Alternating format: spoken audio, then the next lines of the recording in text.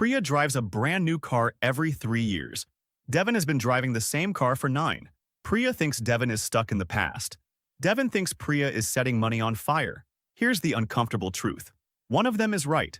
And by the end of this video, you'll know exactly which one, because we're going to follow both of them, dollar by dollar, for the next 10 years. Now, before we start, understand something. The dealership already knows how this story ends. They've run these numbers thousands of times. There's a reason the salesperson steers the conversation toward one single question. What monthly payment works for you? Not the total price, not the interest, not what you'll have paid when it's all said and done, just the monthly number, because that number is the easiest one to make look beautiful. So today, we're asking the question the dealership hopes you never ask.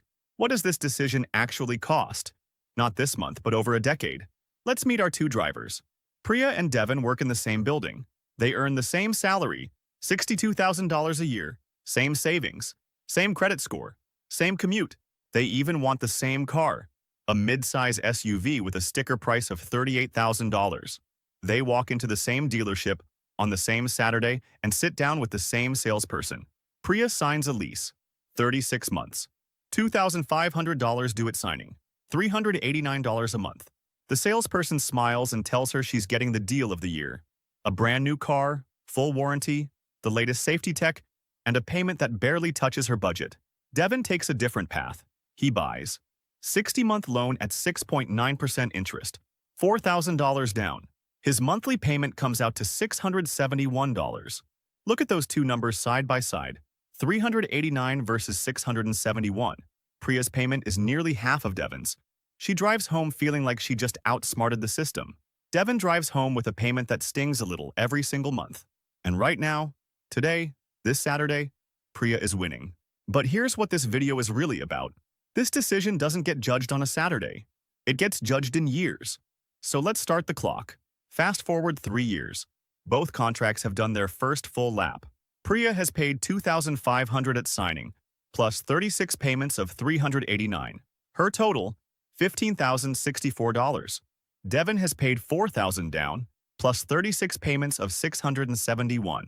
His total, $28,156. Do the subtraction. Priya has spent roughly $13,000 less than Devin. $13,000. That's not a rounding error. That's a vacation. That's a chunk of a house down payment. And it gets better for her.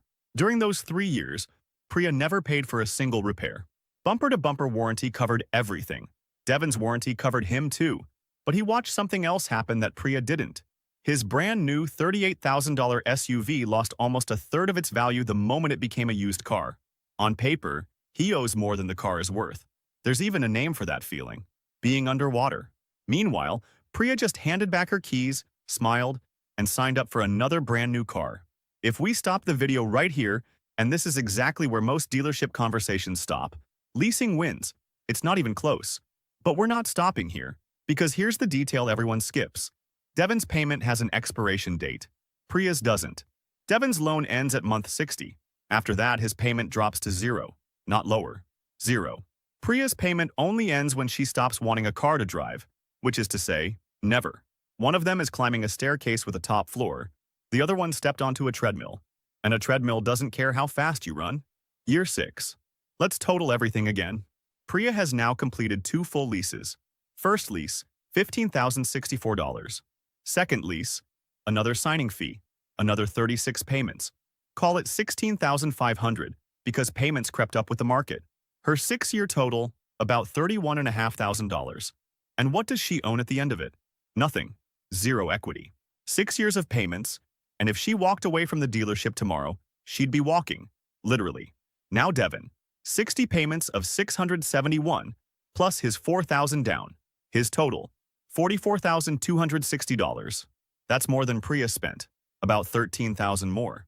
But wait, Devin owns an asset.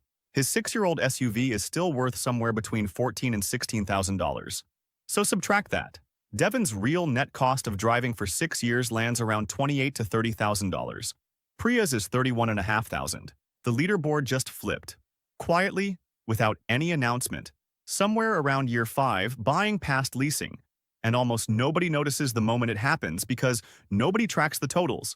They only track the monthly number. And this is the moment the psychology kicks in. Because Priya isn't done leasing. Almost nobody leases just once. The industry data is remarkably consistent on this. The overwhelming majority of people who lease go right back and lease again. The new car smell fades, the contract ends, and the salesperson is already waiting with the next one. It's not a decision anymore. It's a subscription. Now let's talk about the costs that never made it into the commercial. Priya's lease came with a mileage cap, 10,500 miles a year. Sounds reasonable until you learn the average driver puts closer to 13,500 miles on the odometer annually. Every mile over the limit costs her somewhere between 15 and 25 cents. Run 3,000 miles over per year for 3 years, and she's staring at an overage bill somewhere north of $1,300 at turn-in. Then there's wear and tear. The lease contract defines normal, and the inspector's definition and your definition are not the same definition. A door ding here, a windshield chip there, tires a little too worn. Each one is a line item. Then the disposition fee. That's the fee for the privilege of returning the car and giving them their car back. Usually $350 to $500. You pay a fee to stop paying fees. And one more thing almost nobody prices in: insurance. Leasing companies typically require higher coverage limits and gap insurance baked into the deal. Over 6 years, that requirement can quietly add several hundred to over $1,000 compared to what Devin chooses to carry on a car he owns outright. Now, to be fair, Devin has his own fine print. His warranty expired around year 4. From that point on, every repair is his problem. Average maintenance on a vehicle like his runs roughly $1,200 to $1,800 a year once it's out of warranty. And there's always the possibility of a bad year, a transmission, a suspension job, one invoice that wipes out 12 months of savings in an afternoon. That's real. We won't pretend it isn't. But here's the difference. Devin's worst-case costs are uncertain. Priya's costs are guaranteed. The signing fee is guaranteed. The payment is guaranteed. The mileage overage, the wear inspection, the disposition fee, those are written into a contract she already signed. Devin is gambling on repairs. Priya signed up for a certainty, and the certainty is expensive. Now the full decade. This is the number the dealership never shows you. Priya, over 10 years, completes 3 full lease cycles, 3 signing fees, 108 monthly payments, plus, realistically, at least 1 mileage overage and a couple of disposition fees along the way. Her 10-year total lands somewhere between $48,000 and $52,000. And at the end of the decade, she owns nothing. Not a single dollar of it came back. Devin's 10 years look like this: $44,260 for the loan, then 5 years of ownership with no payment at all, just maintenance and repairs. Call it $8,000 to $10,000, being honest and even a little pessimistic. His 10-year total, roughly $52,000 to $54,000.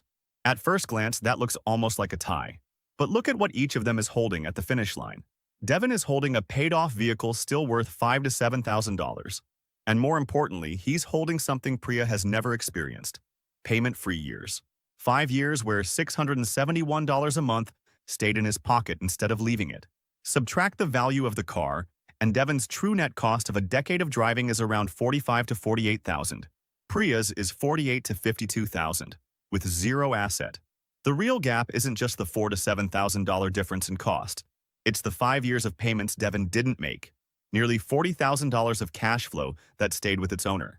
And if Devin does what financially disciplined people do, if he invests even part of those payment-free years instead of upgrading his lifestyle, the gap stops being thousands and starts becoming generational. Stretch this habit across a 40-year driving lifetime, and the habitual leaser and the habitual buy and holder can end up separated by 6 figures of net worth. Same salary, same car, different signature. So if buying wins over time, why does the salesperson push the lease so hard? Follow the incentive, and the mystery disappears. When you buy and keep a car for 9 years, the dealership sees you once, maybe twice if you service it there. When you lease, the dealership sees you every 3 years. Every 36 months, you're back on the lot, back in the funnel, back in the chair where a salesperson earns commission. A leaser isn't a customer. A leaser is a recurring revenue stream with a driver's license. And there's something even cleverer. The lease lets the dealership sell the same car twice. They lease it to you for 3 years, take it back, polish it, and sell it again as a certified pre-owned vehicle. 2 transactions, 1 car. You're not crazy for feeling the pull of that low monthly payment. That pull was engineered.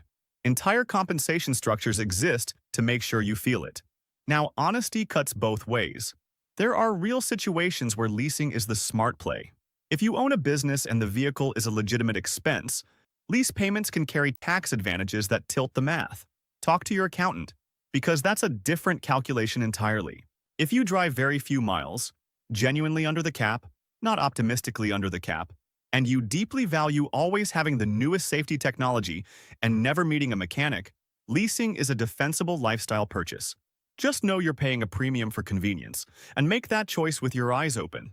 And if you drive something exotic, where a single out-of-warranty repair costs more than a semester of college, leasing can be insurance against catastrophic maintenance bills. But for the average person driving an average car, making an average salary, the math has a verdict, and it's not close. So let's go back to that Saturday. Priya and Devin sat in the same dealership, earning the same salary, wanting the same car. 10 years later, they are not in the same place. One of them built an asset and bought himself 5 years of freedom from payments. The other rented a feeling, the new car smell, the low monthly number, and paid for it, month after month, year after year, with nothing to show at the end. And here's the thing. The trap was never leasing, and it was never buying. The trap is making a $38,000 decision based on the smallest number on the page. The monthly payment is not the price of the car. It's the price of not asking questions. So the next time a salesperson slides a number across the desk and it looks almost too good to be true, don't ask what it costs per month. Ask what it costs per decade. Because the dealership already ran that math. Now you have too. If this changed the way you'll walk into your next dealership, there's more where this came from. And the next one covers the question Devin asked right after he paid off his loan. Should you ever pay cash for a car, in full, on day one? The answer surprised even us. Until then, keep your money logical.